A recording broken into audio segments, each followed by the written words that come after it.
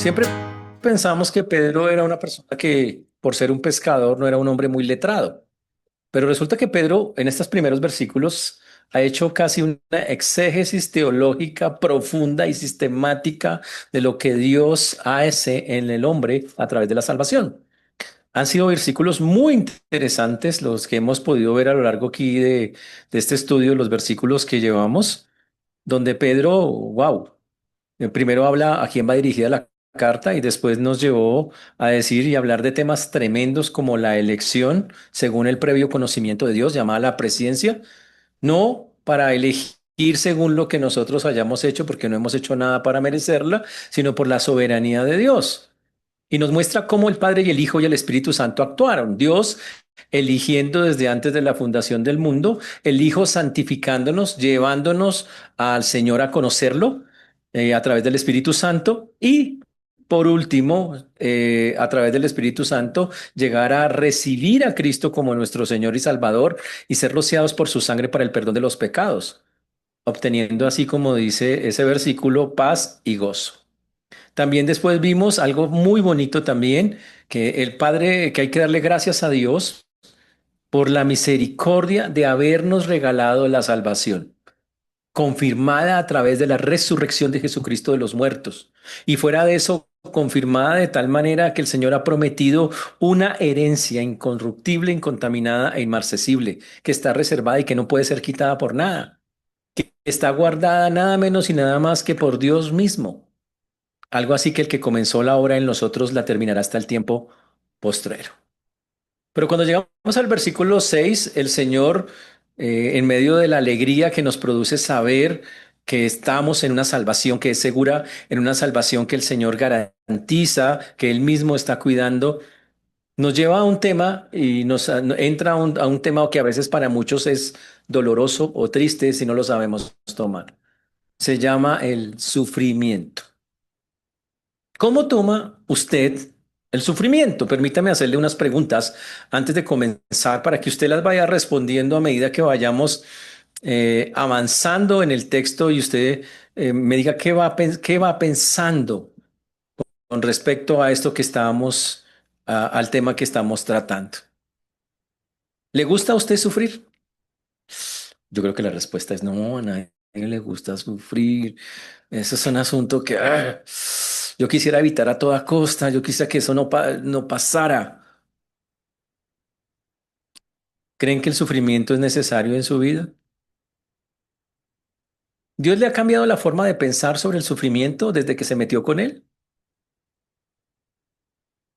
Y lo más interesante, está dispuesto a confiar en Dios aunque no entiende sus propósitos?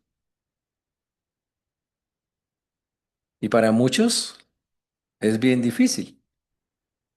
Por eso hoy vamos a ahondar en el tema del gozo en medio del sufrimiento. Un tema muy, muy fuerte, muy bonito. Y esperamos que a través de lo que vamos a aprender, el Señor nos ayude a ver la perspectiva del respecto a tener gozo en medio del sufrimiento, que suena como si, oiga, no, ¿cómo puedo tener gozo y sufrimiento? No suena como que no, pero vamos a ver que la Biblia dice que sí. Y vamos a mirar cómo es que se aplica eso en la vida real. Oremos. Padre precioso, te damos gracias por esta tu palabra. Rogamos que tú seas obrando, Señor, a través de ella, todos y cada uno de nosotros. Gracias, Señor, porque hasta aquí nos has traído y has traído tu amor y tu misericordia. Ayúdanos a comprender estas verdades, a que sean de edificación a nuestras vidas, a que aclaren muchas de las cosas que a veces no entendemos, Padre, respecto a sufrir, Señor. Te rogamos que nos guíes a través de la enseñanza, que tengas misericordia de todos los que nos escuchan, de tu siervo quien habla en Cristo Jesús. Amén y amén. Esta mañana quisiera preguntarle, ¿cómo toma usted las noticias como por ejemplo la del jugador que se murió hace poco en ese accidente de Diego Llota? Va manejando su carro, pierde el control y se mata junto con su hermano, 28 años, 11 días de casado. ¿Y cuál fue la reacción de usted? Le voy a decir la reacción que tuvo el mundo. El mundo, la mayoría del mundo dijo, es injusto, tan joven. tan joven. Otros dijeron, apenas con 11 días de casado y que le pasa, no, muy terrible, qué injusto, eso no debería pasar. Eso no debería ser. Y la mayoría, y no quiero preguntarles a ustedes qué pensaron, porque me imagino que algunos pensaron algo parecido.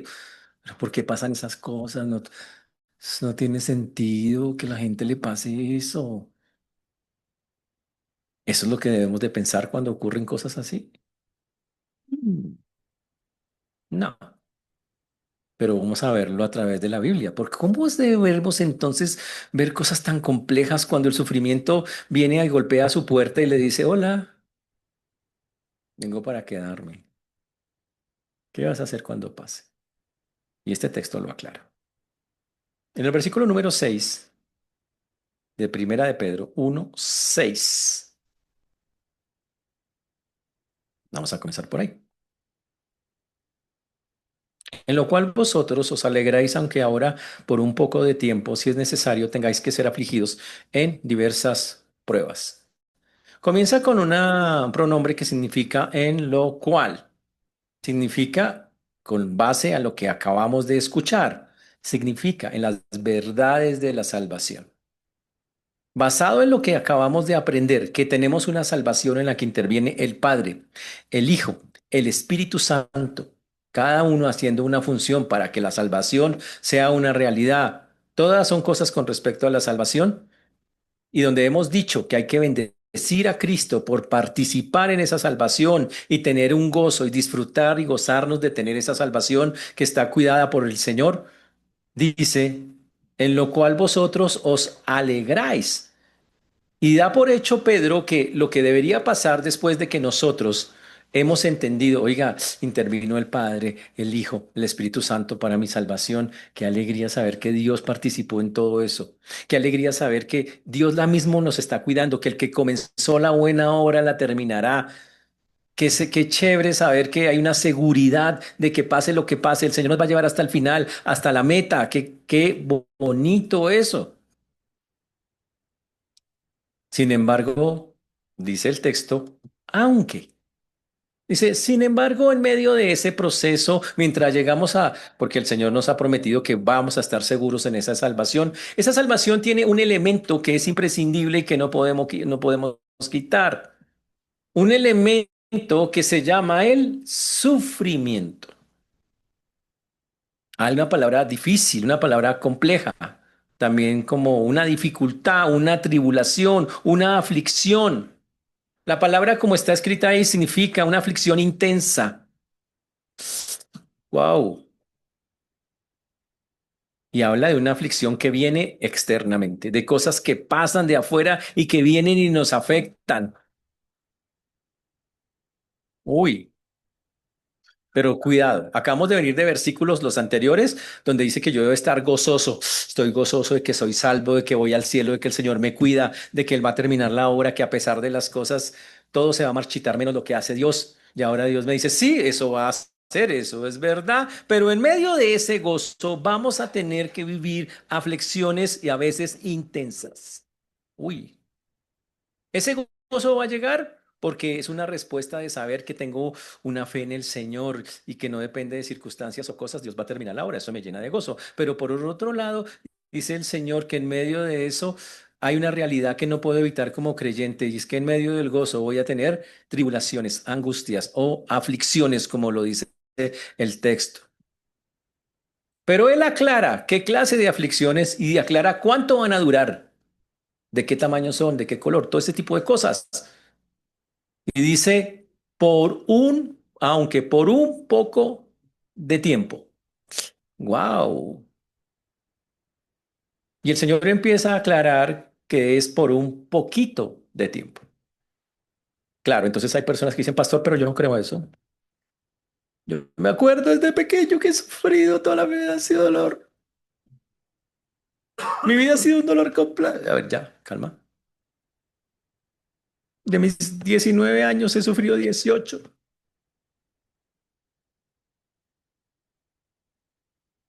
¿Dónde está el error de pensar así? Porque Dios no miente. Y si Él dice que esto es un breve tiempo, es un breve tiempo. Dios nunca ha mentido. Entonces, el problema está en que nosotros no entendemos lo que está diciendo el Señor. Ahora, antes de decir cómo me toca mirar eso, aquí dice, por un poco de tiempo, si es necesario. Uy, Pedro no está diciendo que el dolor es poca cosa. Yo siempre les he dicho a usted, si tiene que llorar, llore. Con cariño les dice, puede llorar. Y con sentimiento, hágale. Cuando sufra, sufra, llore, hágale sin miedo. Porque tiene que soltarlo, suéltelo. No, no hay ningún problema. Pero lo que Pablo sí, lo que Pedro sí está diciendo es que desde la perspectiva humana, a nosotros nos parece que la aflicción es algo largo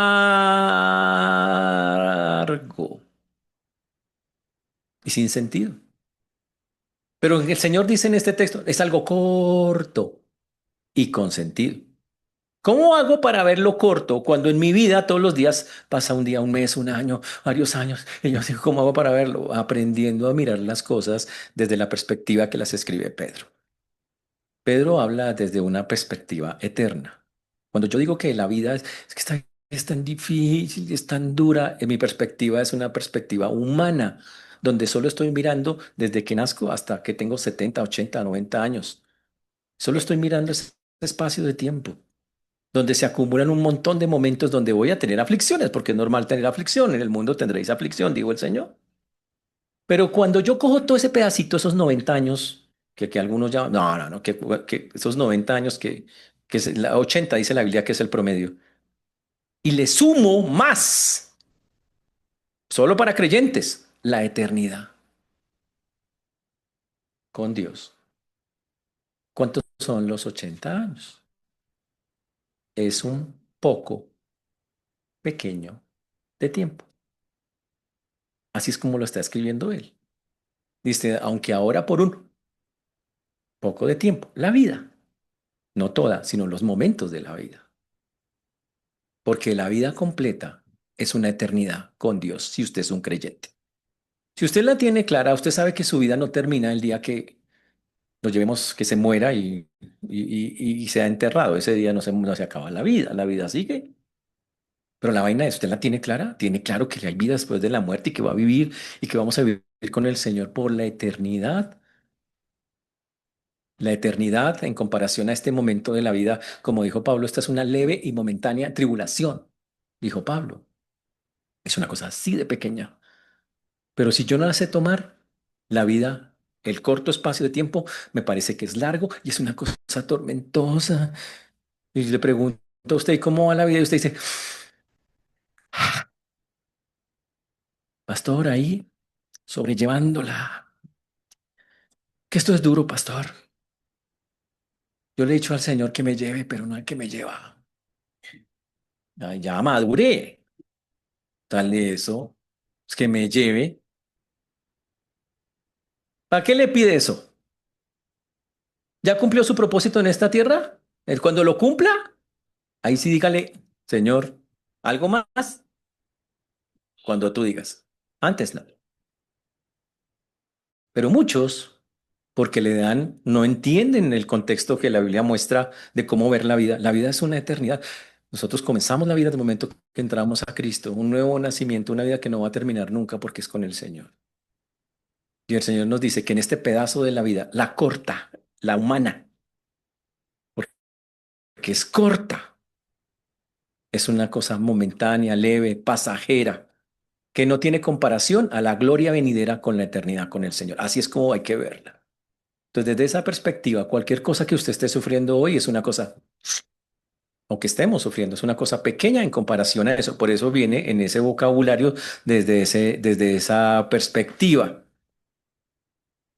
Pero aparece algo, dice acá, si es necesario. Yo puedo hacerle una pregunta capciosa a ustedes. ¿Cuántos sufrimientos se merecen ustedes que les llegue?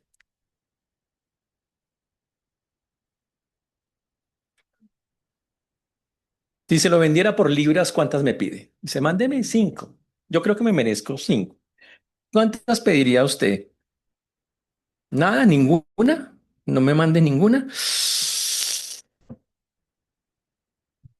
La mala noticia es que, bueno, para nosotros humanamente, es que nosotros no manejamos eso. Si es necesario, significa que eso no lo define usted, lo define Dios. Dios es soberano y Él, en su soberanía, escoge la cantidad de sufrimiento que cada cristiano debe vivir. Usted dice, pero pastor, yo me he portado bien, yo soy buen hijo, soy buen papá. ¿Por qué? Bueno, ya vamos a mirar por qué, porque eso tiene un propósito. Pero el asunto es Dios define. Por eso nosotros vemos que a veces hay personas que sufren, entre comillas, mucho y otras que sufren muy poquito. Es como si el Señor le dijera a Gaby, al arcángel Gabriel, Gaby, mándale unas aflicciones, unas poquitas ahí a Juanito. Y para Pedrito, no, traiga la volqueta. No, mándele el camión. ¿De qué depende? Depende de lo que, ojo, no de lo que usted crea que necesita, sino lo que usted realmente necesita.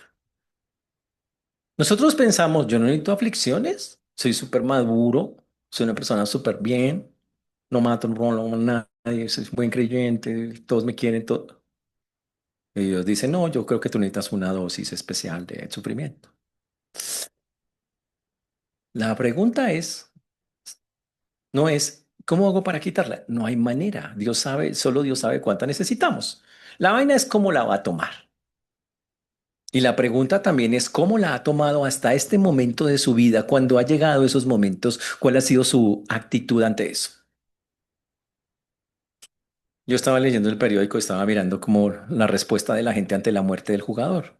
Todos muy dolidos, claro, muchacho joven, y la mayoría de los comentarios, no, no, es injusto, no es, o sea, ¿por qué pasan esas cosas? No tiene sentido. Pero de pronto, en medio de todos esos comentarios, Jürgen Klopp, técnico, él es técnico de él, dijo, Eso debe tener un propósito, pero todavía no lo veo." Entonces me pongo a mirar Jürgen Klopp, cristiano reconocido. Wow, piensa completamente diferente a todos los demás. Él vio algo que la Biblia dice que hay que ver. Hay un propósito detrás de cada sufrimiento. No es que Dios dice, voy a angustiarlo a usted porque me gusta verlo así todo tembloroso. No, las pruebas vienen cuando es necesario. Eso está determinado por la sabiduría de Dios, que conoce lo que es bueno para sus hijos en cada momento. Dios no nos va a pasar por pruebas innecesarias. Cada aflicción tiene un propósito específico. La vaina es si usted la logra, si usted hace, y que quede claro, no tiene que entenderlo, tienes que aceptarlo. La pregunta es si usted lo acepta. La prueba puede venir como un recurso de Dios por dos cosas. Uno, simplemente para enseñarnos algo. Quiero que aprendas esta verdad. Y a veces a través del sufrimiento aprendemos una verdad. Pero otras veces viene como parte de la disciplina, como consecuencia de un pecado en el cual Dios dice, quiero que aprendas también a través de lo que hiciste mal, que esto es lo que voy a hacer. Entonces las pruebas pueden llegar como un recurso de Dios por instrucción divina o por disciplina divina para el creyente. Para todos sus hijos es eso. Eso no aplica para uno solo. Wow. Pero todo tiene una finalidad. Es llevarnos, ayudarnos a la madurez espiritual, ayudarnos a crecer. Pero todo lo que usted habla, lo que usted piensa, nos muestra en qué va con eso. Si usted ya está harto de la vida, si usted dice, otro día, si ya no le haya sentido, si ya le perdió el saborcito a la vida, si usted no se puede gozar en lo que está viviendo, entonces tenemos un problema serio, porque no hemos entendido que esa es una realidad que todos tenemos que vivir. Usted ya la ha vivido o la está sufriendo en este momento. Y obvio, en medio de eso uno se hace pregunta, ¿y cómo cuánto va a durar eso? Y el Señor contesta, lo que sea necesario, incluso a la muerte. Pablo le ruega, Señor, quítame esta enfermedad. ¿Y qué le dijo el Señor? Bástate de mi gracia. Y se murió con esa. Usted dice, uy, no, pero no hay otra salida. No, hay una, someternos a la soberanía de Dios. Aceptar que eso es parte de la vida y entender el propósito. Y vamos a mirar cuál es el propósito. Ahora, las pruebas vienen en diferentes sabores y colores. Dice el texto, aunque ahora es necesario que tengáis que ser afligidos en diversas pruebas. Ahora, las pruebas, las aflicciones como son llamadas acá, hablan de una cosa que le va a producir a usted una tristeza profunda. No hablamos de cosas, de inconvenientes menores. Estamos hablando de cosas muy, muy, muy fuertes. Algo que literalmente, como dice, puede venir en cualquier manera. Puede ser una persecución religiosa, una dificultad económica, un problema de salud, un conflicto familiar, una presión social. No importa, pero el sentido acá es un sufrimiento consecutivo que viene de afuera. No es algo interno, es algo de afuera que lo oprime, que molesta, Pero pilas, Dios lo permite con un propósito. Así no lo entendamos. El versículo 7 dice, parte de ese propósito,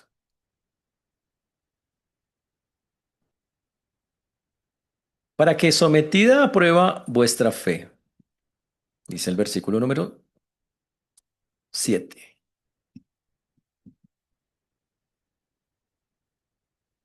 Para que sometida a prueba vuestra fe, mucho más preciosa que el oro, el cual aunque perecedero se prueba con fuego, sea hallada en alabanza, gloria y honra cuando sea manifestado Jesucristo. La prueba produce, y el propósito de la prueba, uno de sus primeros propósitos que hay detrás, ahí dice, para. Ahí de una está diciendo el texto que ese es el propósito que Dios tiene para eso. Ojo, acabamos de decir que la vida cristiana es una vida de gozo en los versículos primeros anteriores. Usted no puede quitar eso. Y el Señor dice que ese gozo nadie se lo puede quitar, que es inefable, que no se puede contaminar y que permanece para siempre. Entonces, eso déjelo acá. Pero ahora el Señor dice que en medio del gozo vamos a sentir al mismo tiempo aflicciones y que yo puedo sentir las dos cosas al tiempo. Y por eso la Biblia tiene versículos que dice gozoso en la tribulación. ¿Cómo? Ya vamos a ver. Pero acá las pruebas están acá, que son permitidas, tienen un propósito. Aquí dice que son para aquilatar nuestra fe, para darle fuerza a nuestra fe. Voy a explicarlo de la siguiente manera. A veces nuestra fe es como un palillo. Usted le hace así como una ramita que usted, el palito de la rama, usted le hace así, se mueve de un lado para otro. Usted dice, uy, uy, hoy amanecí con harta fe y otro día, uy, no tengo nada. ¿Sabe qué hacen las pruebas? Van fortaleciendo esa rama. Ya se mueve menos. ¿Sabe qué hace la siguiente? Me fortalece más. Sí, ojo, si las usa bien. Y la siguiente hace el tronco más fuerte. Hasta que de pronto tengo un roble que no se mueve, no mueve con nada.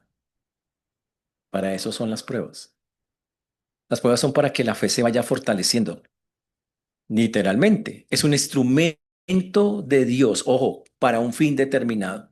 ¿Por qué usted y yo necesitamos que nuestra fe sea férrea? Porque estamos en un mundo que para todos lados nos va a impulsar hacia muchos lugares. Y si usted no tiene esa fe, va a caer y tropezar en muchas cosas por falta de tener esa fe en la medida que Dios quiere. Y Dios quiere que mientras llegamos a su presencia, nosotros estemos fuertes antes de llegar allá. Porque somos instrumentos en las manos de Dios para un fin determinado.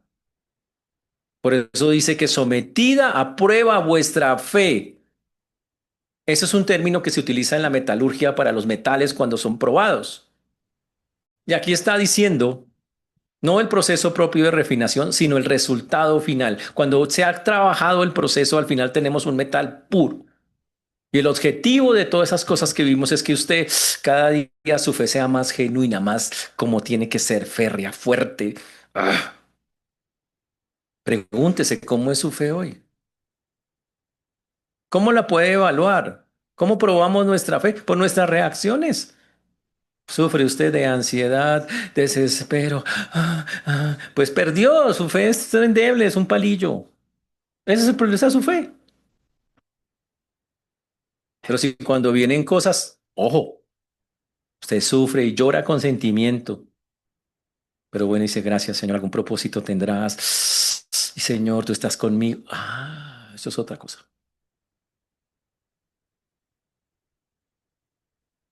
Aquí la compara Pedro con el oro. Dice que la fe es más precioso que el oro. En el mundo antiguo y en el actual también, el oro es un metal muy valioso y duradero, aparentemente. Y el apóstol compara la fe con el oro, explicando que nadie, que la gente le encanta el oro porque le parece que es un metal y que va a durar en el tiempo, porque se puede moldear para hacer todas las joyas y las cosas que lo masa usted por el crisol y lo moldea como quiere. Pero sin embargo, Pedro en este texto dice que el oro es perecedero, es transitorio, temporal, pertenece al mundo y se puede acabar. Es más, ya tenemos un químico que puede coger el oro y cambiarlo, se llama el agua regia, y lo cambia, le cambia su contextura. O sea que hasta él se puede degradar. En cambio, la fe genuina, la que el Señor quiere formar en nosotros a través de las pruebas, tiene un valor eterno, imperecedero. Nadie la transforma. Una vez usted la empiece a tener, esa vaina no se quita. Es incorruptible, es perenne, permanente. Pero hay una cosa que el Señor aclara. Dice, ¿cómo se forma esa fe? Con fuego. En el mundo de la metalurgia, obviamente se usa fuego para separar la impureza del oro. Entonces, por ejemplo, se calienta el oro y lo que va saliendo encima, una espumita a veces de colores oscuritas, se llama escoria. Ese es el nombre de eso.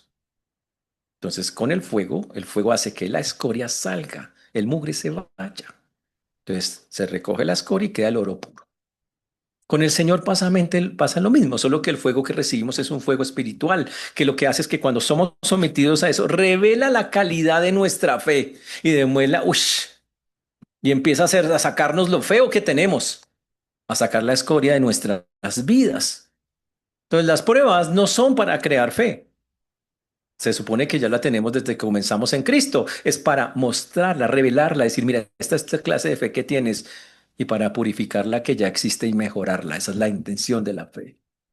Esa es la intención. Pero se hace con fuego. Interesante. La fe es sometida, tiene que ser probada. Cuando ustedes conocen el ICONTED acá, el ICONTED valora las cosas, mira la calidad de las cosas. El ICONTED celestial se hace a través de la prueba. El Señor muere y dice, ah, sí, vamos a mirar la calidad de su fe. A ver, esto toca probarlo. La única manera de saber si es verdadera. Y todos tenemos que pasar por eso de ser probada. No se puede afirmar el valor de algo si no se somete a prueba para ver la calidad que tiene, señores. Así que esa fe tiene que ser así. Pero esa fe tiene un propósito final. Dice, para que sea hallada en alabanza, gloria y honra. Esos tres términos reconocen o enfatizan el reconocimiento cuando se tiene, dice que Dios lo reconoce, ni siquiera es interesante. Dios dice, wow, que tienes una fe genuina. Es un reconocimiento verbal que Dios hace de la fidelidad, del honor, de la honra que tenemos. Y sugiere el valor y el respeto otorgados al que ha demostrado ser genuino. Y es una cosa rarísima porque la Biblia siempre muestra que toda la gloria, la honra y la alabanza es del Señor, pero en este texto no hay otra forma de decirlo. El Señor dice que Dios mismo se alegra tanto que reconoce y dice, wow, te alabo por esa fe. Así es como tiene que ser. Es como cuando el Señor dice, buen siervo fiel. Es un reconocimiento de parte de Dios. Es Dios alabando y honrando la vida del creyente. Pero no es el único texto que dice eso. Tenemos un texto en Romanos 2:7 y otro en 2:10 que dice, vida eterna a los que perseverando en bien a los que perseverando en bien hacer, buscan gloria, honra e inmortalidad, pero gloria y honra y paz a todo el que hace lo bueno. Increíble. Y Dios dice, wow, Dios honra a esas personas que tienen una fe genuina, una fe verdadera. Pero esto solo se va a manifestar, dice acá, pues va a pasar cuando sea manifestado Jesucristo. Uy, manifestado no significa que no ha estado, significa que ha estado oculto, pero siempre está. Y dice que toda esta realidad, todo esto ocurrirá cuando sea manifestado Jesucristo, cuando finalmente lo veamos tal como es, como dice la Biblia. Al final, cuando lo veamos, vamos a entender todas las cosas. Todavía nos cuesta comprenderlas, por eso todavía nos rayamos con la vida. Y pero ¿por qué esto? ¿Por qué lo otro? ¿Por qué? Pero el llamado que Pedro está haciendo en el texto es, muchachos, hay que mirar las cosas desde la perspectiva eterna. Lo que estamos viviendo es normal, pero es un momentico de tiempo porque la eternidad es toda la vida. Esa es la vida completa. Mídela siempre desde la eternidad, no desde la vida de hoy, de los días de hoy. Y al final, increíblemente, lo que está diciendo el texto es que vamos a quedar con una fe pura, fuerte, tanto que Dios mismo dice, wow, alabo esa fe que ese creyente ahora tiene. Ahora, en el versículo 8, dice, a quien amáis sin haberle visto. Vamos a ver unos elementos que demuestran esa fe genuina en el Señor. Versículo número 8. A quien amáis sin haberle visto, en quien creyendo ahora, no, aunque ahora no lo veáis, os alegráis con gozo inefable y glorioso. Uy. Y está hablando específicamente de Jesucristo. Y Pedro habla de la relación del creyente con Cristo con tres elementos. Aquí va a nombrar tres cosas que tenemos a través de Cristo. Amor, fe y gozo. Y que las tres operan al tiempo. Amor, fe y gozo. Ahora, usted dice, ya acabamos de ver en los primeros versículos el gozo. Acaba de introducir el sufrimiento. Y ya dijimos que hay que encontrar el equilibrio. Y en la práctica, el equilibrio se encuentra cuando usted, por ejemplo, perdemos a alguien importante en la vida.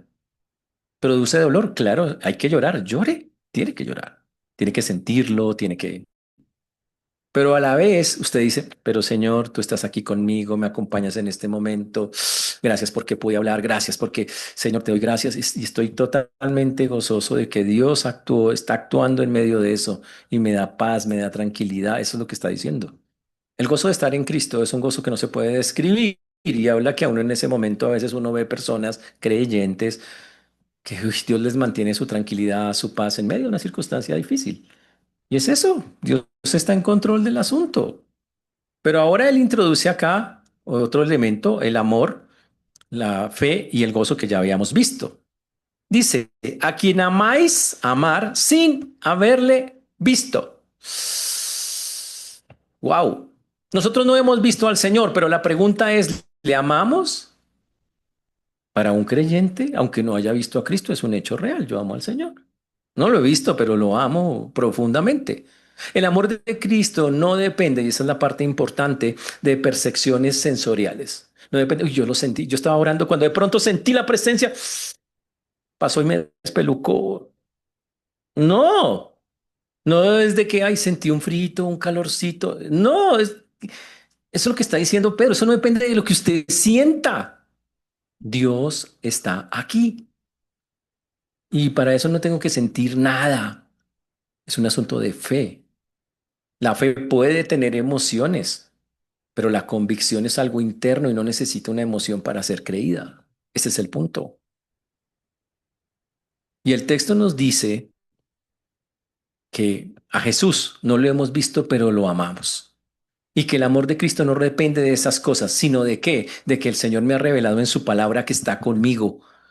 Y mi amor hacia Él no es emocional, no es porque Él está ahí, nada, no es un amor comprometido, es un amor incondicional, porque sé, Dios ha puesto en mi corazón a través del Espíritu Santo la convicción, Él es real, está vivo y trabaja en mi vida. Así es como funciona eso. Este amor identifica a quienes tienen una fe genuina en el Señor. Y ese amor a Cristo es inalterable, no es afectado por las circunstancias ni las pruebas. Y ahí es donde yo tengo que preguntarles, ¿qué ha pasado cuando usted ha tenido una prueba muy difícil? ¿Su amor por Dios disminuyó? Dura pregunta. Cuando pasó algo complicado, dice, ah, Señor, yo te quería harto, pero es que tú dejas hacer unas cosas que no, yo te estoy perdiendo como el amor. Estoy como decepcionado de ti. ¿Sí? ¿Usted es así? ¿Esa es la fe que tiene? No. La fe del creyente, aunque pasen un montón de cosas, no está moldeada por las circunstancias de las pruebas. Y Pedro hace que ese contraste. Mire, él había visto a Cristo físicamente, había caminado con él, había presenciado sus milagros, su resurrección.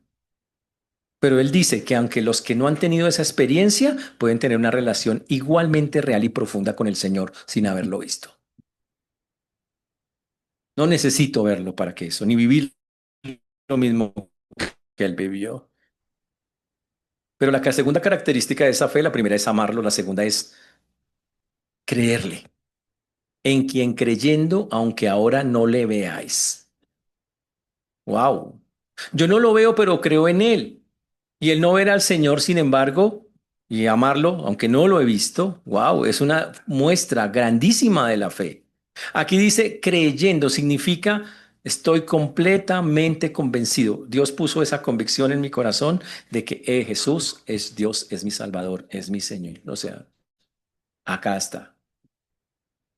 Que el mundo se cae, que nos persiguen, que nos... Señor, tú eres Dios. No, eso no se mueve, es una cosa que el Señor arraigó a través de su Santo Espíritu. ¿Por qué? Porque la fe cristiana no es una cosa de un día o de un momento. No, no, es una postura continua de confianza en Cristo. Es algo donde yo estoy todo el tiempo seguro, Cristo está conmigo. Pero para poderlo ver en la vida real, vamos a decirlo espiritualizando el asunto, usted tiene que verlo con los ojos de la fe, porque la fe es la certeza de lo que se espera y la convicción de lo que no se ve. Ese es el punto. Entonces hemos visto que yo demuestro mi fe cuando amo al Señor, cuando tengo una fe que dejo que Dios trabaje y vaya creciendo. Y la Biblia dice que eso es un gozo extraordinario, que sería el otro elemento. Dice, os alegráis con gozo inefable y glorioso. Y aquí viene la parte tremenda. Las pruebas no detienen el gozo del Señor. No lo detienen. Dice que todos los creyentes se alegran con gozo inefable y glorificado. Uy, ¿y sabe por qué me gozo? No porque esté sufriendo, sino por la realidad de quién soy y con quién estoy en medio de esa prueba. Mi gozo es que con quién estoy andando en medio de ese asunto. Eso es lo que me llena de gozo, de tranquilidad. Señor, tú estás aquí conmigo, aunque me duele y lloro, pero tú estás acá. Ese es el punto. Lo puedo vivir de esa manera. Es inefable porque yo no tengo palabras para expresarlo. Y uno lo ve en ciertos momentos difíciles cuando a pesar de lo duro del asunto, pero uno siente que no está solo. Uno, Señor, tú estás acá, estás acompañando. Uy, no lo puedo expresar porque se llama, como dice el texto, inefable, pero también es glorioso, porque la Biblia dice que esa es una forma de participar de la gloria divina misma. Es la manera en que podemos hacerlo. Es una participación anticipada de la gloria celestial. ¿Qué significa? Por eso es que hay momentos en la vida humana, la corta que está diciendo el texto, en los cuales nos sentimos en una manera tan increíble con el Señor, con una alegría tan indescriptible.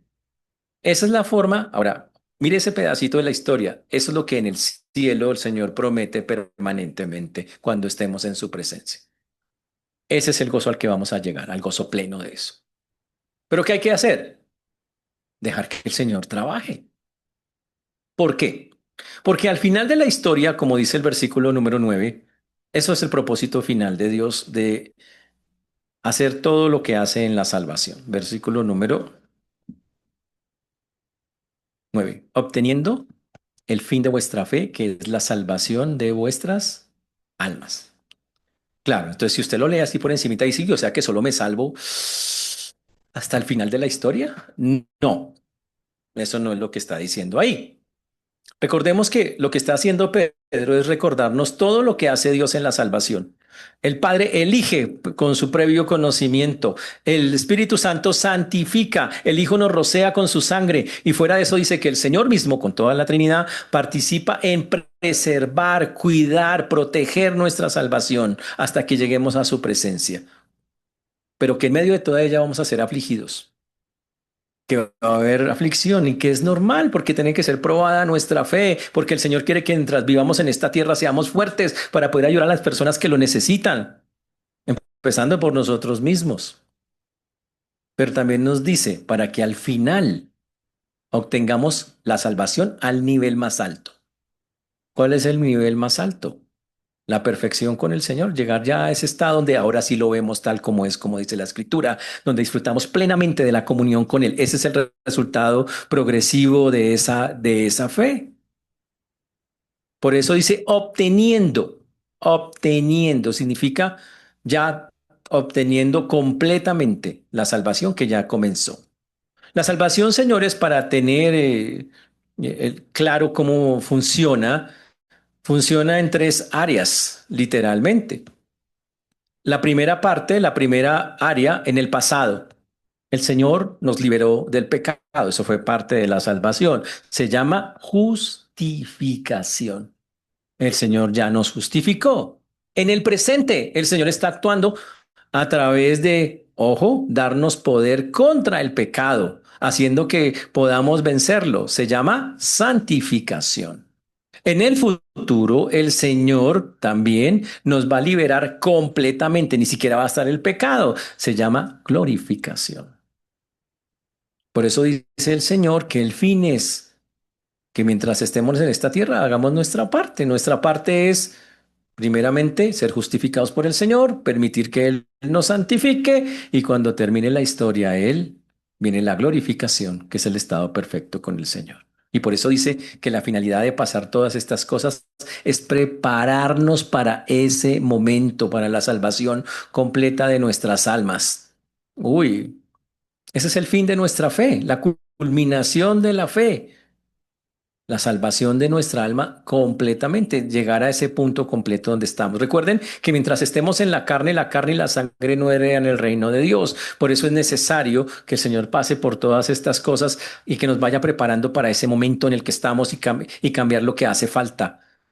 Pero por eso podemos decir hoy con toda seguridad, yo soy salvo, pero se completará totalmente cuando esté en su presencia, que es lo que está diciendo hoy.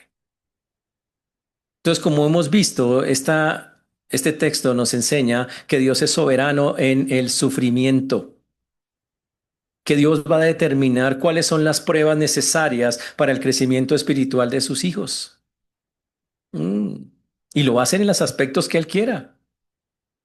Aunque para nosotros a veces parezca ilógico o no tiene sentido, pero ¿por qué? Dios sabe, o sea, y ahí es donde yo tengo que decirle a usted, colabore, deje que Dios trabaje, colabore. Eso es lo que el Señor nos está llamando la atención. Dios no quiere nada malo, pero cuando yo no tengo la perspectiva correcta, a mí se me olvida quién es Dios. Si yo no tengo la perspectiva correcta, empiezo a decirme, pero porque empiezo a cuestionar todo lo que veo, a Dios mismo incluso. Pero cuando yo tengo la perspectiva correcta, yo digo, Señor, tú tendrás un propósito. Tal vez como dijo este hombre, todavía no lo veo, pero que lo tienes, lo tienes. Eso es una confianza en Dios plena. Y Dios no me la tiene que explicar y que quede claro que en la Biblia Dios dice que no me va a enseñar todas las cosas.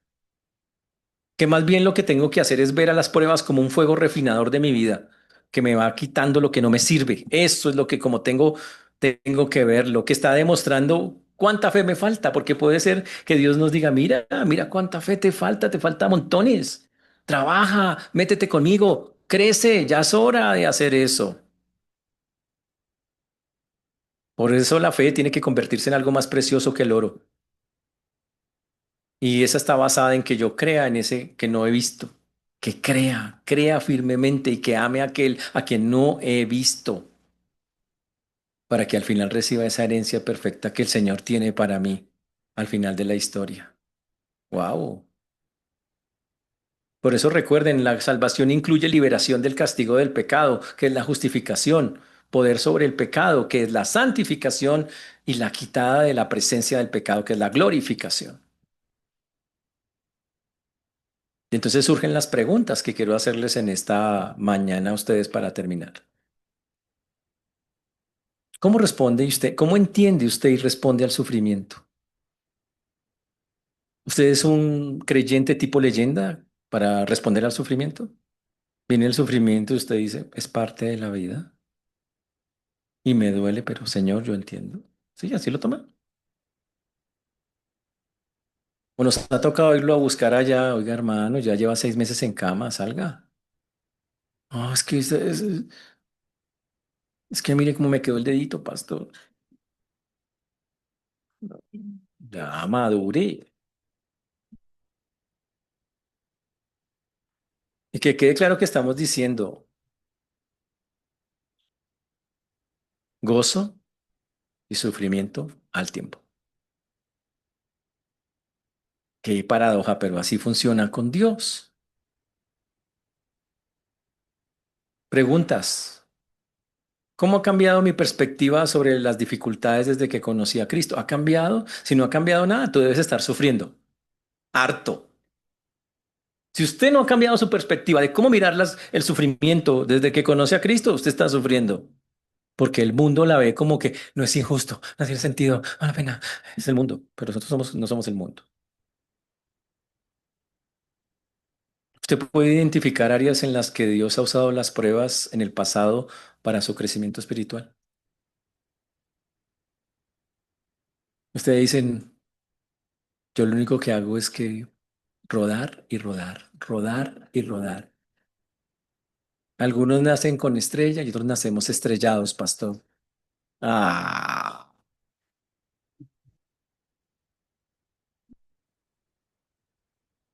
madure.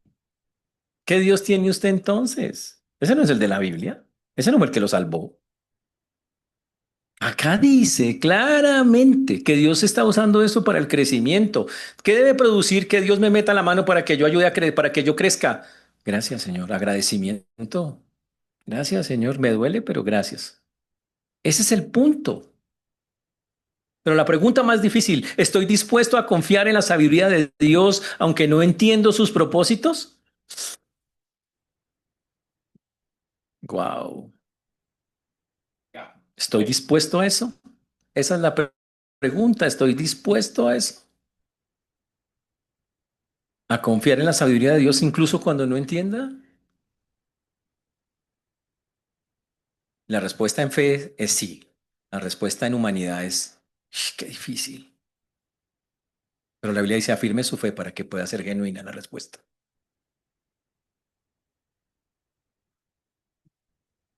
Te dice, ¿cómo hago para crecer en esa fe? Entonces le hago otra pregunta. ¿Su gozo fluctúa según las circunstancias? Ay, me miraron, no me miraron. Ay, no me hablaron, no me hablaron. Ay, ya. ¿Su gozo es de ese tipo? ¿Fluctúa con eso? ¿Cuál es la fuente más profunda de nuestra alegría? Como lo dice este texto, Cristo, la salvación que tenemos. Goces en eso. Es lo que la Biblia acaba de decirnos. Otra pregunta, ¿mi fe se fortalece o se debilita cuando no siento la presencia de Dios? Es que no sentí, estoy mal con Dios, no sentí nada. Y eso que dejé la ventana abierta y ni viento pasó. No pude sentirlo. No, yo esperaba que la ráfaga. Ajá. Señores, esto no es un asunto de sentir, es un asunto de convicción, de fe genuina, de decirle al Señor, necesito crecer en esto.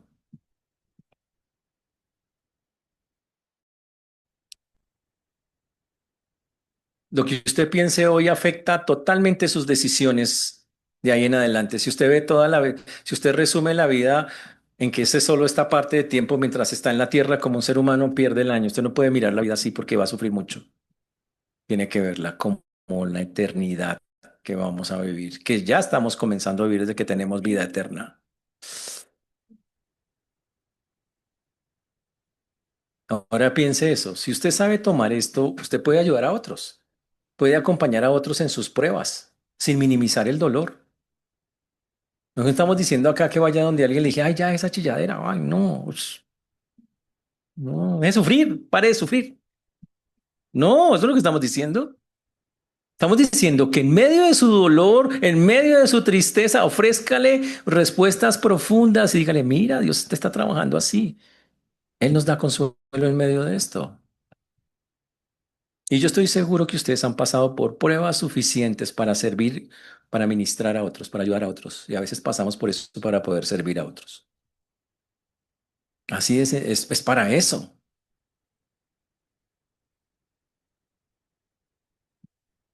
Y aquí vienen las últimas preguntas, que espero ustedes reflexionen y empiecen a trabajar en ellas. ¿Qué aspectos de su carácter necesitan ser refinados a través de las pruebas actuales?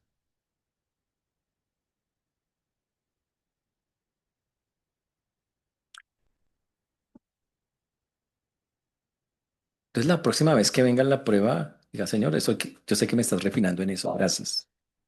Gracias, Señor. Me duele, pero esto es algo que ayúdame.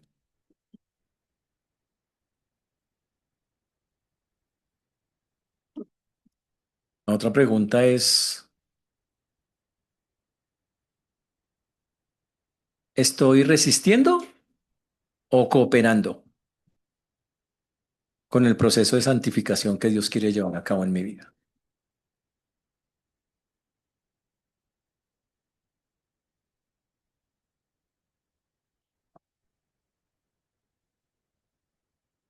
Wow.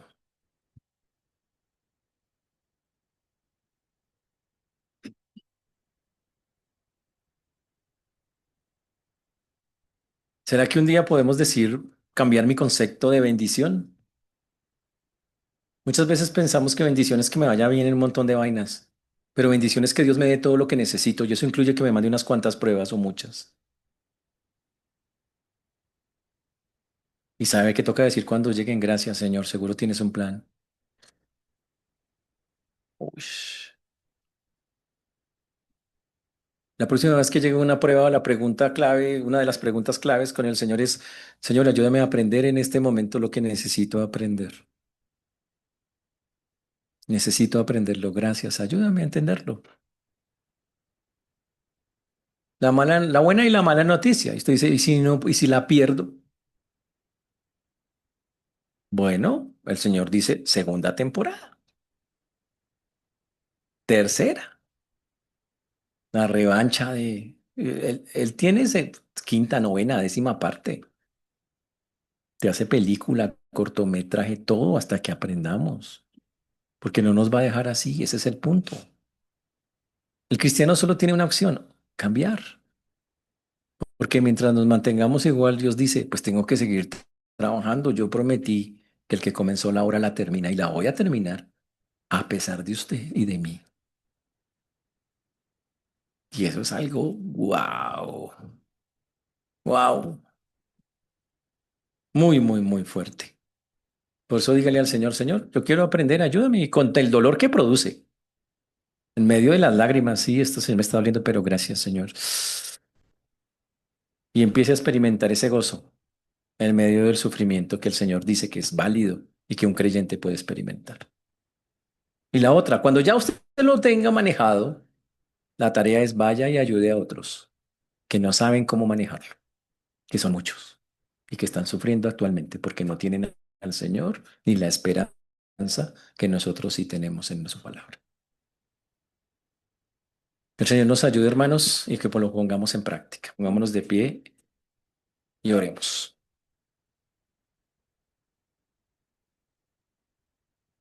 Señor Dios, te damos gracias porque tú eres bueno, Señor, porque para siempre es tu misericordia. Te damos gracias porque tú eres nuestro noble sostén, Señor, en medio de este mundo. Porque tu palabra promete cosas tan increíbles, tan espectaculares, porque sin haberte visto, creemos, porque confiamos, Señor.